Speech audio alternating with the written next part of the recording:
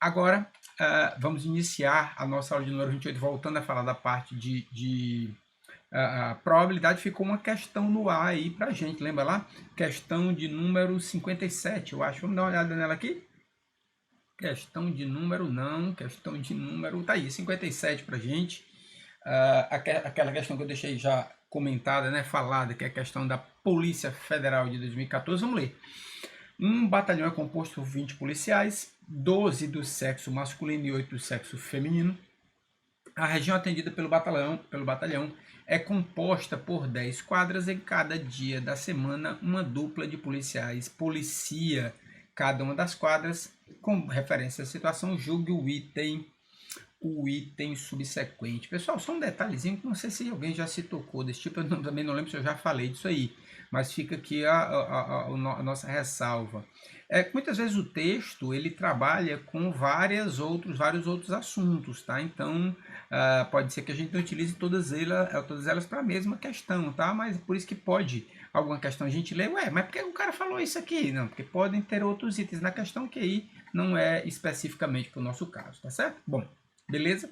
O enunciado está ali, 20 policiais, 12 do sexo masculino, 8 do sexo feminino. E o que é que ele me diz? Ele diz que, considerando que após concurso público sejam admitidos novos policiais no batalhão, de modo que a quantidade de novos policiais admitidos seja igual ao masculino, né? Admitido seja igual ao triplo da quantidade de novos policiais do sexo feminino, e que devido a essas admissões 0,7 passa a ser a probabilidade, tá aí o assunto que a gente quer, né? De se escolher ao acaso um policial do sexo masculino desse batalhão, então no batalhão haverá mais de 15 policiais do sexo feminino. Vamos lá? Bom, vamos abrir aqui a nossa telazinha, tem até ainda aquela questãozinha 56 que a gente colocou. Vamos comentar um pouquinho aqui a nossa questão de número 57. Olha só. Vamos pegar primeiro aqui o que é que ele me fala da questão, tá? Vamos anotar aqui.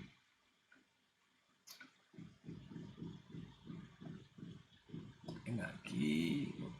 Tá pegando. Vamos, filhote. Trabalhar, vamos.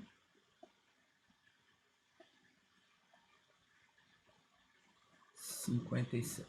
Não pegou. Agora vai.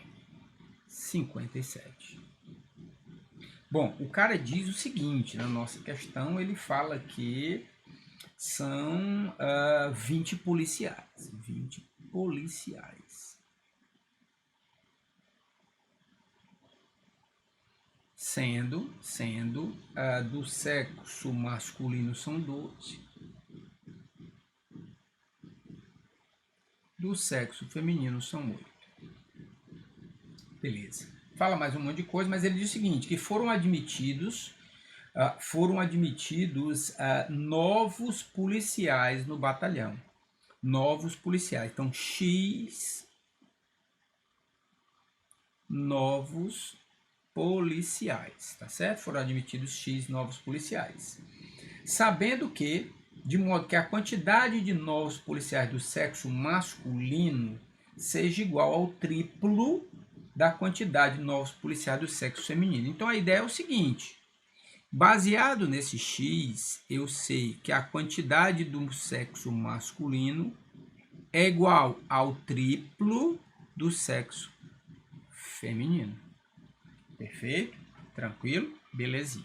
E ele diz também que a probabilidade que é 0,7, que é a probabilidade do quê? Do policial do sexo masculino agora seja 0,7. Pronto. Informações é isso que a gente precisa. Vamos começar a brincar um pouquinho aqui agora no cucuruto. Olha qual é a ideia que a gente precisa ter. Por enquanto, qual seria a minha probabilidade? Número de resultados favoráveis, 12. Número de resultados possíveis, 20. 12 sobre 20. Perfeito. Entrou mais uma quantidade de homens. Se eu falar para a gente que entrou, eu vou até mudar um pouquinho aqui, vou dizer o seguinte, se entrar, deixa eu mudar até de cor, né? Se entrar F mulheres, entraram obrigatoriamente 3F, que é o triplo. Concorda comigo? Entrou uma mulher, o triplo de homens, 3. Se o F foi igual a 2, ou seja, entraram 2 mulheres, o triplo de mulheres, 6. E por aí vai. Perfeito? Então agora o meu quantitativo vai ser de quanto? Vai ser de 12 mais 3F. De mulheres, 8 mais F. E, ao todo, quantos eu terei?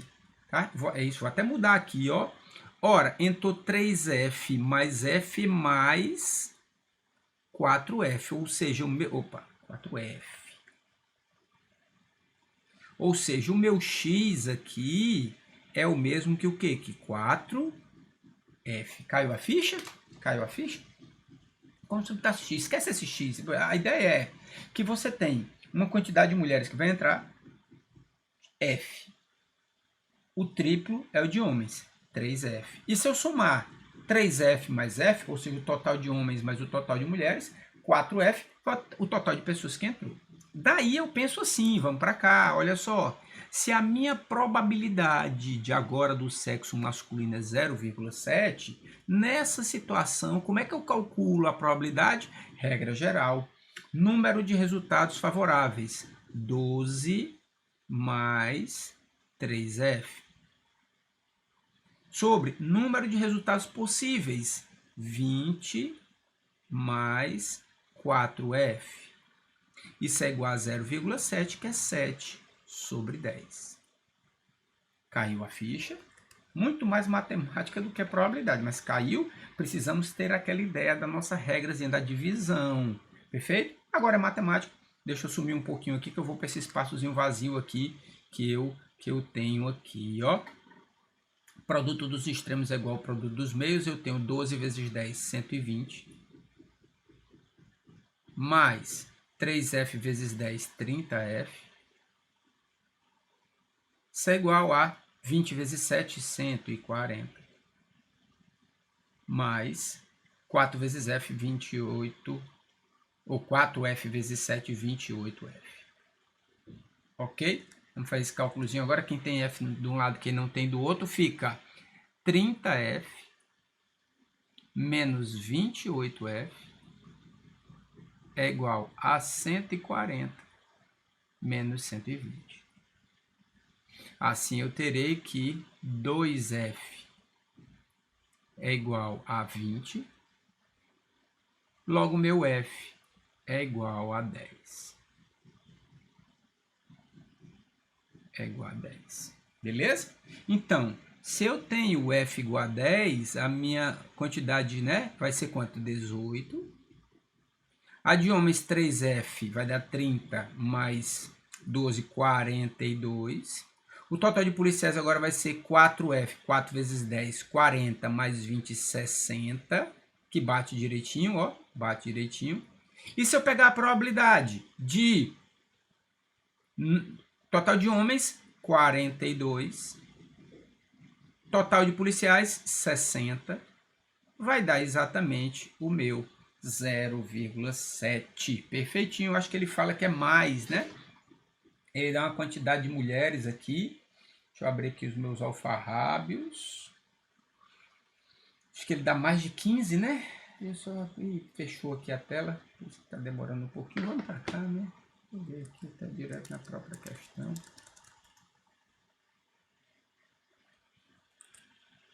Ele fala mais de 15 policiais do sexo feminino. Não, falso. O item é falso. Porque são só 10. Perfeito? Tranquilo? Deixa eu aparecer aqui baixinho. Ficou legal? Tranquilo, direitinho. Mais uma vez, regrazinha. Foi bem matemática, mas se a gente não tivesse a nossa regrazinha da probabilidade, ficava bem difícil da gente trabalhar. Perfeito, pessoal? Olha só. Deixa eu sair daqui. Vamos para cá e fazer o seguinte. Opa, não. É aqui. Beleza. Olha só. O que é que vamos fazer agora? 2 passinhos. Primeiro, 2 passinhos é ótimo, né? Primeiro, vamos ver alguns conceitos de eventos que a gente precisa conhecer, tá certo? Primeiro, só uma leitura e uma explicaçãozinha básica. Depois, a gente vai começar a ver tipos ou regras de probabilidade que a gente tem para utilizar, tá certo? A ideia agora é que, com base nesse conceito principal da gente, número de resultados favoráveis sobre número de resultados possíveis, a gente consegue atacar de outras formas as nossas questões. Olha só, vamos para cá.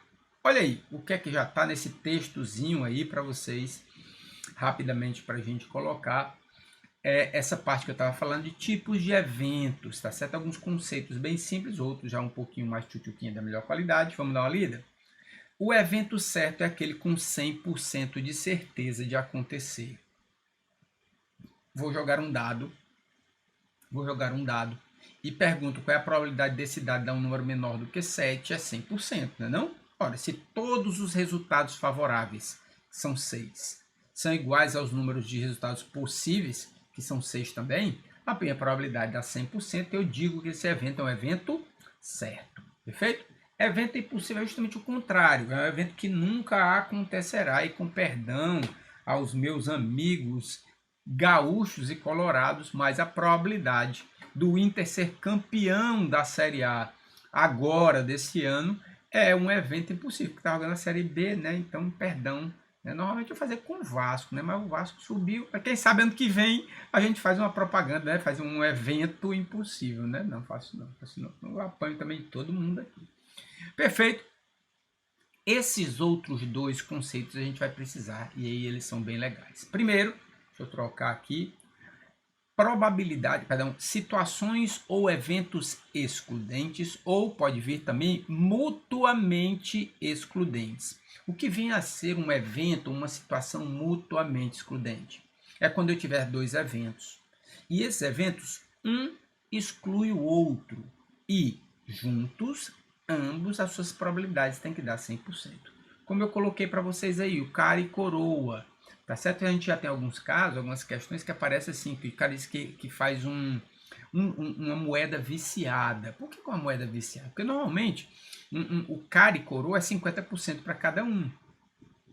Tá certo? Número de resultados favoráveis, 1 sobre 2. Então é 1,5 para cada um ou 50% para cada um. Por que ele faz essa ideia dessa moeda viciada? Para que ele mude essa probabilidade. Então o cara diz assim, para calcular tem uma moeda viciada cuja probabilidade de dar cara é 75%. Ora, por serem eventos excludentes, cara e coroa, se a probabilidade de dar cara é 0,75 ou 75%, de dar coroa é o restante. Por quê? Porque um exclui o outro e ambos têm que dar 100% de probabilidade. Então seria 75% para cara, 25% para coroa. Par ou ímpar, caro, coroa e outras formas que podem aparecer aí, tá certo? Esse é o evento ou a situação excludente, perfeito? E o último, esse aqui também é bem tchutchuquinho, é bem legal, das situações independentes. Em alguns casos, a questão traz mais de um evento, mais de uma situação na mesma questão. E se elas forem independentes, é porque uma não vai influenciar a outra. E se eu quiser a probabilidade de ambos ocorrerem, eu preciso multiplicá-los. Imagine que eu tenho um dado em uma mão e uma moeda em outra. Joguei o dado, eu quero que esse dado seja par. Joguei a moeda, eu quero que essa moeda seja cara. Eu quero que seja par, o resultado do dado seja par e o da moeda seja cara. Né? São independentes? São independentes. Um não vai influenciar no outro. O resultado do dado não vai influenciar no resultado da moeda. Para que eu saiba a probabilidade de ambas ocorrerem, eu multiplico seus resultados. E aí a gente nos leva à regra do E.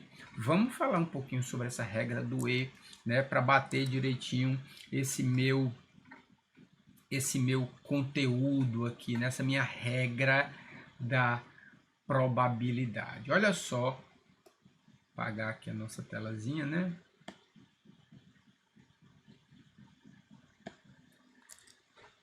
Beleza, olha só, o que é que diz aqui a nossa regra do E? O que quer dizer essa regra do EPH? Por exemplo, nesse próprio exemplo que eu dei para a gente agora, da moeda do dado, veja, eu quero a probabilidade de dar par e a probabilidade dessa moeda dar cara. É uma regra do E. O que é que isso quer dizer para a gente? Diz o seguinte: quando você tiver dois eventos, duas situações A e B,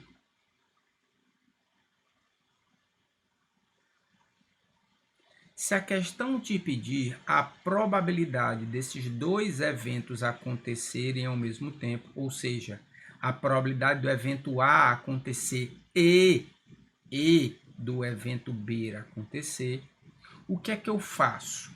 Eu calculo a probabilidade do primeiro evento. Eu calculo a probabilidade do segundo evento. E por ser uma regra do E, eu multiplico os seus resultados. É isso que a gente precisa saber da minha regra do E, tá? Eu tenho dois eventos, esses dois eventos independentes, e ele me pede a probabilidade desses dois eventos ocorrerem, né, no caso de independentes, né? O que é que eu faço? Ou de dois eventos, tá certo? O que é que eu faço? Eu calculo a probabilidade do primeiro evento, eu calculo a probabilidade do segundo evento, e pegando esses resultados, eu multiplico, tá certo? O que é que pode acontecer também para essa regra do E? Tá certo? Ele pode não estar explicitamente falando dessa regrazinha, tá certo? Falar, como eu coloquei agora, a probabilidade de dar cara na moeda e par no dado. Não, mas a gente pode fazer algumas traduções que nos levam a entender esse tipo de regra. Perfeito? Guarda aí. O que é que a gente vai fazer agora? Exercício, não tem outra coisa para a gente fazer, tá certo? Vamos trazer para cá. Deixa eu tirar daqui, beleza? É muito Paulo ao mesmo tempo. Segurei que agora já vou deixar na telazinha para a gente começar a ver as primeiras questões dessa aula. Olha só, o exemplo 58 traz o seguinte na tela. Deixa eu ver se está bonitinho aqui para a gente. Tá, agora tá bonitinho. Para cá. Não é essa, é essa. Pronto. Considere que a probabilidade de um cartucho de jato de tinta durar menos de 10 dias é 0,3. Nesse caso, se os 3 cartuchos desse mesmo tipo forem utilizados, a probabilidade de os 3 durarem menos de 10 dias está entre. Pessoal, olha o detalhezinho que a gente tem. Ele não deixou claro que a probabilidade de 3 durarem menos de 10 dias. Qual é o pensamento que a gente precisa ter? Bom, são 3 eventos que eu preciso fazer ao mesmo tempo. 3 eventos. Como assim, PH? Ora, são 3 cartuchos. Ele quer que a probabilidade de 3 cartuchos durarem menos de 10 dias. A ideia é que eu quero a probabilidade do primeiro cartucho durar menos de 10 dias e o segundo cartucho durar menos de 10 dias e o terceiro cartucho durar menos de 10 dias. Então, esse exemplo traz bem em tela para a gente o que eu coloquei agora há pouco. A questão ela pode deixar um pouco mascarada, mas nesse caso são várias situações que precisam acontecer ao mesmo tempo, simultaneamente, os 3 cartuchos dessa maneira. Portanto, é como se eu tivesse implícito aí a regra do E. Bora para cá? Vamos, por exemplo, 58 aqui para gente.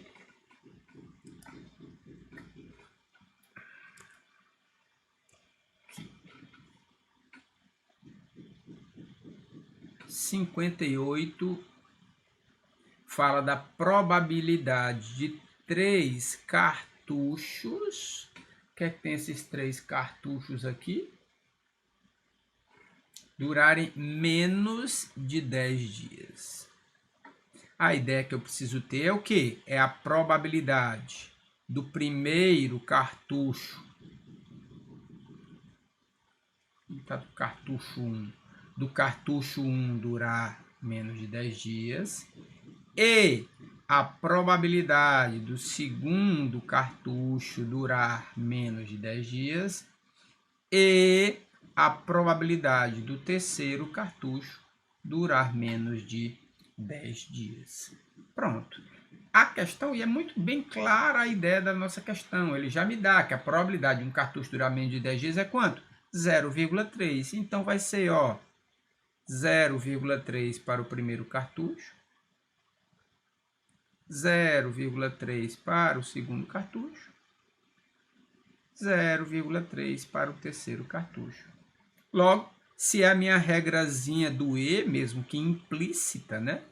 O que é que eu faço?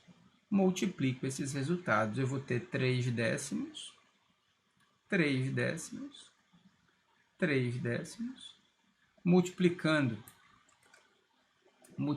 esses valores, 3 vezes 3, 9 vezes 3, 27, sobre 10, 100, 1000. Ou seja, essa probabilidade é 27, e eu vou andar a vírgula 3 vezes, né? 1, 2, 0,27, 3. Vem um zerozinho para cá, 0,027, que vai estar entre 0,1, perdão, 0,01 e 0,04, gabarito da nossa questão, letra A.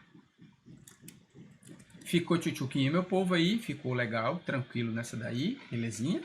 Essa é a ideia da minha regra do E. Regra do E, ele pode vir explicitamente, que era a regra desse aqui e desse aqui, ou então um pouco implícito, e aí você vai quebrando essa ideia que a gente precisa. Perfeito? Vamos mais uma?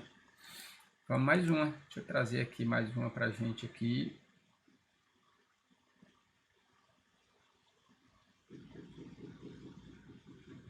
Tá prontinha aqui. Cadê ela? Eu tenho que pegar nos meus alfarrabos também.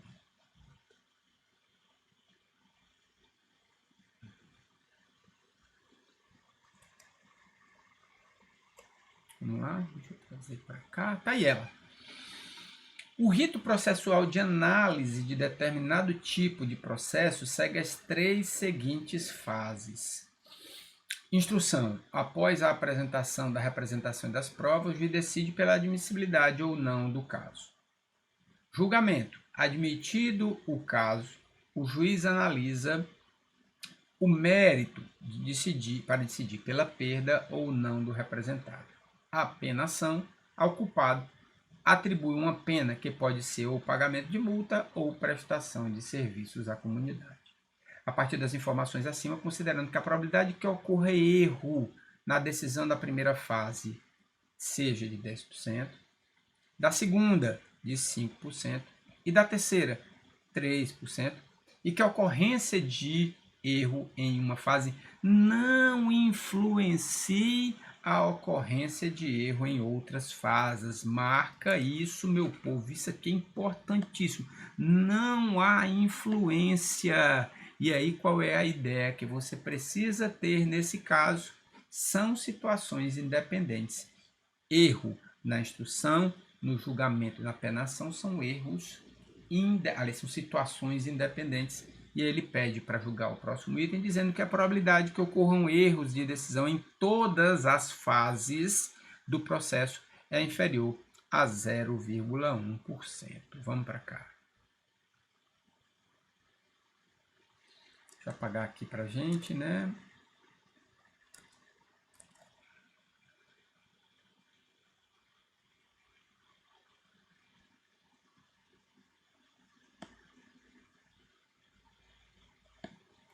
Questão de número 59.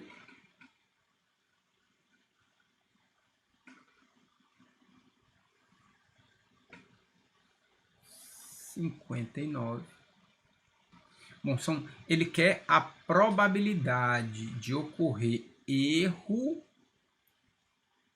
nas 3 fases.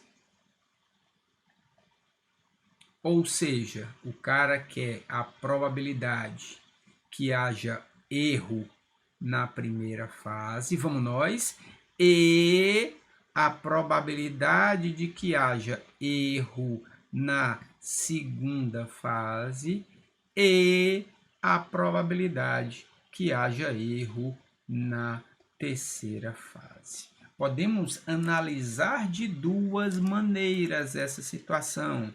Primeira, a gente pode imaginar regra do E. Segunda, por ele dizer ali que são fases da ideia, né, que uma não influencia na outra, por serem situações independentes, a gente calcula separadamente cada erro e multiplica os resultados por serem situações independentes. Uma coisa, perdão, vai dar na mesma coisa. Uma coisa vai dar na mesma coisa, é ótimo, não. Tanto faz eu imaginar a ideia de uma regra do E, quanto da ideia que ele nos deu na questão, dizendo que são situações independentes, tanto faz como tanto fez. Em ambos os casos, em ambas as interpretações, a gente ataca da mesma maneira. Calcula separadamente cada uma das probabilidades e multiplica seus resultados. Vamos lá? Bom, erro na primeira fase. Ele me fala, né? Ele me fala que o erro da primeira fase é 10%. Eu vou colocar assim, ó. 10 sobre 100. E vezes. Erro na segunda fase. Segunda fase é 5%. 5 sobre 100. E erro na terceira fase. 3%. 3 sobre 100. Vou cortar aqui esse zero com esse zero. Vai ficar 5 vezes 3, 15. Sobre 5 zeros, né? 1, 2, 3, 4, 5. Só que esse número aqui vai dar um número decimal, tá? Como a questão me pede na forma de porcentagem, eu vou multiplicar aqui por 100%. Vou cortar mais esse zero com esse zero com esse zero. Eu vou ter agora 15 sobre 1000%. Ou seja, vou andar a vírgula 3 vezes, né? Esse eu tenho 15. Andei 1, 2, 0,15, 3, 0,015%. 0,015%. O que é que ele me diz lá na nossa questão? Que é inferior a 0,1%. Portanto, o nosso item 59 é verdadeiro. Perfeito, pessoal? Tranquilo? Apareci aqui. Ficou legal? Tranquilidade total? Belezinha. Tem mais? Vamos ver se tem mais aqui, né? Deixa eu ver se tem mais alguma por aqui. Mais alguma para a gente ver aqui. Façamos o seguinte, estou no finalzinho da aula, um pouquinho mais, mas tem próxima questão, próxima aula, a gente fala mais um pouquinho sobre a regra do E e, logicamente, novas regras sobre a parte de probabilidade. Segurei que daqui a pouco eu volto com a aula de número 29. Beijo no papai e na mamãe.